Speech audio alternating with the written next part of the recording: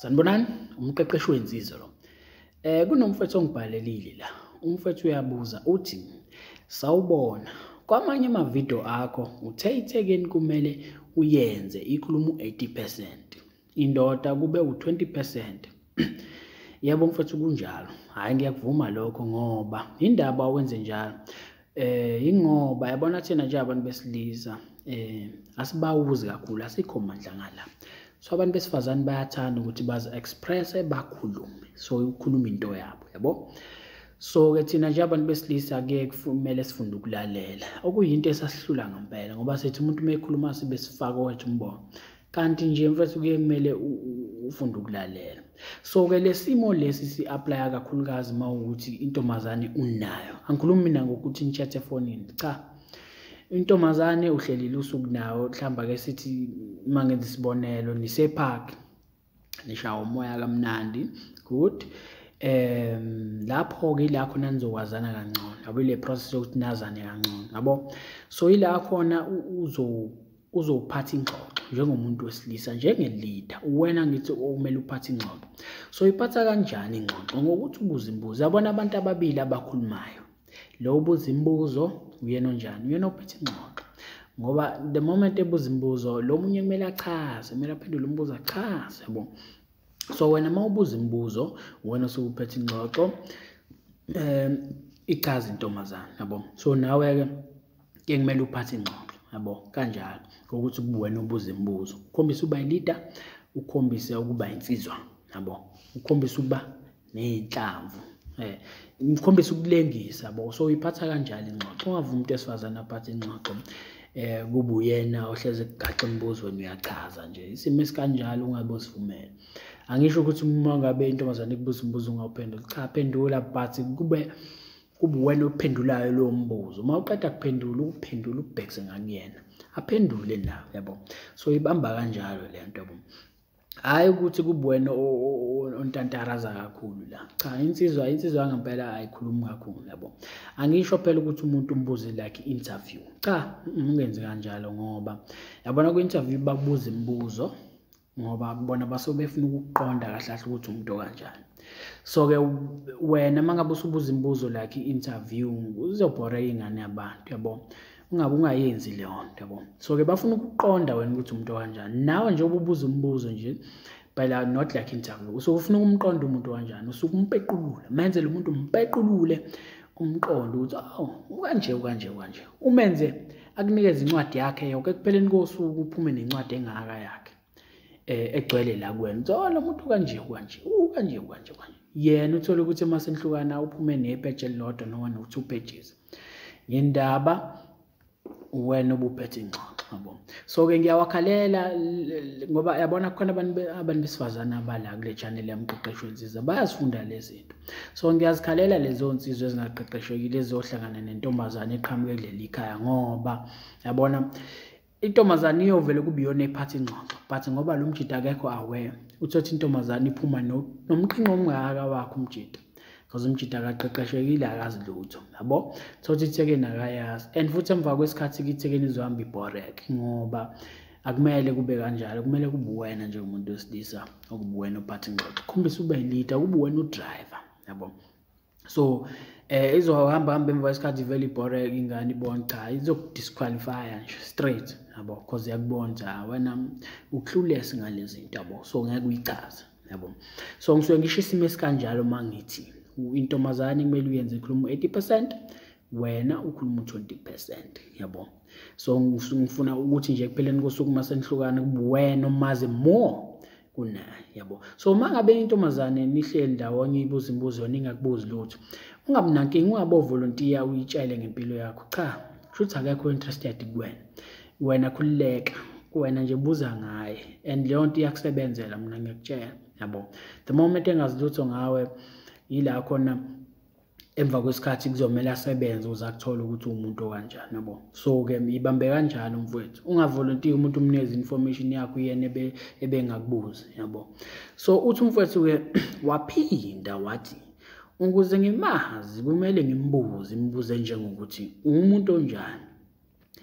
Engathi sizwananga-ke kahle lapho mfowethu, ngoba umbuzo awucabangi usufe entombazaneni, ya umuntu okanjani, umbuzo omkhulu kangaka ingawuqala ngaphi intombazane, yabo. Kufana nokuthi ngithi ngikuphakela inyama ngikunikeza inkomo yonke, uzoyidla kanjani inkomo ingaka, uzoyiqala ngaphi, yabo, inkulu inkomo. So ingakho ngithi kuwena ngiyasola la engathi asiqondananga kahle, angikaze mina ngithi ufike umbuzo ukuthi umuntu onjani, cha, yabo. Mhlambe mina into ebengisho lapho ngithi kumele understand ukuthi umuntu onjani, yabo, not ukuthi umbuzo ukuthi umuntu onjani. Kufana nomuthi othi uhleli nentombazane, sayibuza ukuthi intombazane, tell me about yourself, yabo. Ungabosho njalo intombazane, lo mbuzo mkhulu, yabo, mkhulu lo mbuzo, ngoba mawuthi tell me about yourself, intombazane izoxaka ukuthi ngiqale ngaphi, ngikutsheleni, ufuna ukwazini ngami. So wena scale down lo mbuzo, ukhathi ube mncane. Mhlawumbe uma ukuthi ufuna ukwazi ngekhono lakho umbuzo, uyakwazi ukucula, yabo, uzokuphendula mekwazi, noma uyakwazi ukudansa, into ekanjalo. Scale down ukuze ingxoxo izoba mnandi, ungeze kube awkward mase nindawonye wena nale mbuzo yakhe enzima. Intombazane kumele icabange uziphendule, cha akuyona interview le, yabo. Ngabe umbuzo umuntu imibuzo emkhulu kanjalo, scale down imbuzo yakho, ibuze emanconzunconzo kancane ukuze enjoy. Ngabe tell me about yourself, tell me about yourself, ngeke mfethu lo mbuzo mkhulu kakhulu, uzomgqilaza lo muntu na, uzogcina sezikhiphela ifoni yakhe seyicofa, because usefuna nihambe kwalapho nikhona kwakuleyo park enikuyona, usefuna nihambe nihlukane.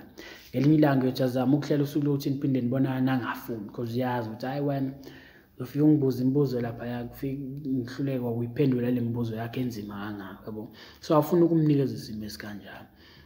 Uthi mfethu manje ngicela ungitshele eminye imibuzo engingambuza yona ebalekile ukuze ngizomqonda ukuthi uyinhloboni, uphinde ungitshele naleli page elilodwa elingami okumele ngilikhiphe, ithekeni lokuthi ngizichaze, ekumele ngilikhiphele ithekeni lokuthi ngizichaze. Cha mfethu, alikhiphe nje kumele ulikhiphe ukuthi hayi wena, hayi mina ngumuntu okanje, cha. Intombazane izokubuza yona ukuthi mhlambe ama-questions ayo wathandayo ukuthi kubuza, izokubuza. Uma ngabe ingakubuzi njengoba sengichazile, ungazixanga ukuthi uvolontiye wena uyitshele ngawe, buza yena kube ngaye lento, hayi ibe ngaye lento. Ngisho ngathiwa niyahamba wena ekugcineni kosuku uphuma nencwadi engaka yakhe, but yena akakwazi lutho, ayikho inkinga. But uma ngabe seyedwa na uzozibuza ukuthi lo muntu esengimtshela into engaka ngami, mina angazi lutho ngayo, yabo. Naye kusamele azigubhele, nawe-ke njengoba usuzigubhelile usuyamazi ukuthi kanje, naye kuzomele umenze azigubhele yena information ngami ukuthi umuntu kanjani. Ungavolontiyi, umtshele, yabo, umenzele izinto zibe lula ngoba interest izophela kuwena, akazenzele yena, yabo. So-ke njengoba uthi-ke uthi nje omunye umbuzo wakho uthi-ke ngicela ungitshele eminye imibuzo engingambuza yona ebalulekile ukuze ngizomqonda ukuthi uyinhloboni. So eminye imibuzo mfethu ebalulekile, umuntu kumele u-understand i-background yakhe. Hlezi ngikusho lokho ngithi umuntu kumele u-understand ukuthi uqhamuka ngaphi lo muntu, uwumuntu okanjani, yabo. So u-understand ukuthi uqhamuka ekhaya kanjani, amantombazane awafani. Njengoba ngisho ukuthi akuthina sonke sikhule ngothando nemfudumalo, noma siqhamuka ekhaya nemfudumalo, amanye aqhamuka la kunomsindo khona. So kumele ube ne-clue ukuthi ukhuluma nomuntu kanjani, yabo. Understand umuntu wakho, umbuze nje nangomndeni wakho ukuthi-ke ingabe umuntu yena umaqala mhlambe noma uyena umagcino, izinto ezikanjalo. Understand ukuthi bangaki kubo, uphila nobani, abazali usanabo, yabo nje. Phela nawe uzobe usuyibuza ngendlela efanele. Mina ngikunikeza i-guideline, izinto ekumele uyibuze, yabo. Wena uzobe usuzibuza ngendlela kungabi like i-interview, yabo. Izinto ezikanjalo ezizokusiza zikuvezele ukuthi lo muntu onaye umuntu kanjani. Akudingi ukuthi uzuye kubo uyobona kini nje, cha. Through imibuzo ozobe umbuza yona uzothola isithombe sokuthi cha inkosazane iyumuntu kanje. Once you understand i-background yakhe mfethu, ubambe into ebaluleke ngendlela esimanga. And uma uhluleke uku-understand i-background yakhe, nizothi uma nihlangabezana ney'nkinga uhluleke ukurelate lo muntu ukuthi okay konje wayethe, that's why mhlawumbe behave kanje. so uzozithola usenkingeni because uhlulekile u-understand i-background yakhe. So ibalulekile i-background yakhe mfethu yabo. So-ke iyona into engakushiya nayo leyo ukuze uthokoze othandweni mfethu, ngoba uthando lumnandi. Ingakho ngithi kubalulekile ukuthi sicobelelane ngolwazi sizokwazi ukuthi si-enjoy uthando, siqhubekele phambili, siye ukuhlukumezana.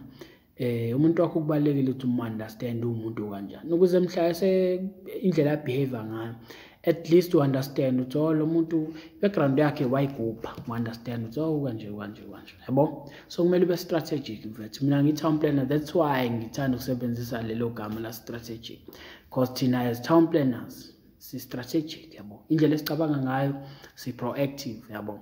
So-ke nawe mfethu ungasizakala ukuthi ucabange ngalelo giya, ube proactive mangabe umuntu, ube strategic, izinto ozenzayo usebenzise ingqondo, yabo. Sure mfethu.